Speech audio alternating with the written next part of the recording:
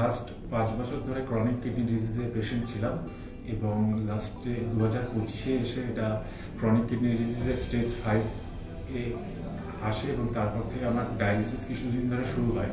তো স্যার বলেছিলেন যে ডায়ালিসিসের সাথে সাথে তো ট্রান্সপ্লান্টটা করে নিলে ভালো হয়। তো ডায়ালিসিসের যে মানে এত একটা লং প্রসিডিওর থাকে, তার জন্য আমরা ট্রান্সপ্লান্টের প্রসিডিওর শুরু করি এবং 3-4 মাস পর ডায়ালিসিস করার পর তারপর আমার ট্রান্সপ্লান্ট হয়।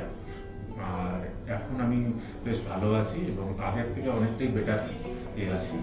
তো আমি এটাই বলবো যে ক্রনিক কিডনি ডিজিজের পেশেন্টদের জন্য মানে ডায়ালিসিসের থেকেও ট্রান্সপ্লান্ট প্রসিডিওরটাই দিলে বা সেটা লং টার্মের জন্য খুবই বেনিফিশিয়াল হয় এবং আমি এই জন্য সুকুমার স্যার আর কিশোর স্যারকে ধন্যবাদ দিচ্ছি। যেটা ক্রনিক কিডনি ডিজিজ যাদের ডায়ালিসিসে অসুবিধা হয়, বারবার ডায়ালিসিস করা প্লাস ডায়ালিসিস যে কমপ্লিকেশনসগুলো ডেভেলপ করে, তো সেইগুলো কিন্তু কিডনি ট্রান্সপ্লান্ট করলে অনেকটাই ফ্রি হয়ে যায়। এখন কারেন্ট অ্যাডভান্সমেন্ট করে কিন্তু এখন কিডনি ট্রান্সপ্লান্টের সাকসেস রেট অলমোস্ট 95 থেকে 96%। আর একটা যেটা নর্মাল লাইফ বলে যেটা আগে ছিল না কনসেপ্টটা মানে কিডনি পেশেন্টের, সেটা কিন্তু এখন আমরা অনেকটাই দিতে পেরেছি। তো সেটাই একটা মানে রিকোয়েস্ট যে যাদের ডায়ালিসিস হচ্ছে সেই হিসেবে কিন্তু কিডনি ট্রান্সপ্লান্টটা কিন্তু ফার্স্ট, যেটা আমরা বলি ফার্স্ট লাইন অফ ট্রিটমেন্ট, সেটা কনসিডার করার জন্য। কারণ এটা পুরোপুরি কিন্তু একটা কিডনি পেশেন্টের লাইফটা কিন্তু চেঞ্জ করে দিতে পারে। অ্যাকচুয়ালি যত ধরনের কিডনি রিপ্লেসমেন্ট থেরাপি মানে রিনাল রিপ্লেসমেন্ট থেরাপি আছে, যেমন ডায়ালিসিস হয়ে গেল, পেরিটোনিয়াল ডায়ালিসিস, হিমোডায়ালিসিস এবং বাকি যত ধরনের আছে, তার মধ্যে কিন্তু সবচেয়ে বেস্ট যদি বলা হয় যেটাকে, সেটা হচ্ছে কিডনি ট্রান্সপ্লান্টেশন।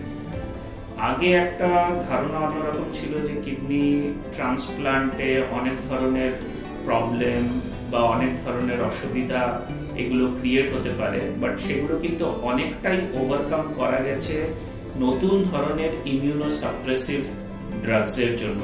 অলদো আমরা সার্জারি পার্টটা আমরা দেখি, কিন্তু নেফ্রোলজিস্টদের ভূমিকা এখানে অনস্বীকার্য, কারণ পুরো ইমিউনোসাপ্রেশনটা কিন্তু তাদেরই দেখতে হয় এবং আমরা কিন্তু অনেক প্রকারে ওটার উপরে নির্ভরশীল। বাট তাছাড়াও বলছি যে একটা ভালো এবং সফল কিডনি ট্রান্সপ্লান্ট করাটা সুস্থভাবে সুস্থ হয়ে ওঠার জন্য পেশেন্টের কিন্তু খুবই জরুরি। মানে সার্জারিটা করাটা একটা সফলভাবে করাটা খুব ইম্পর্টেন্ট একটা অ্যাসপেক্ট এই পুরো ট্রিটমেন্টের মধ্যে।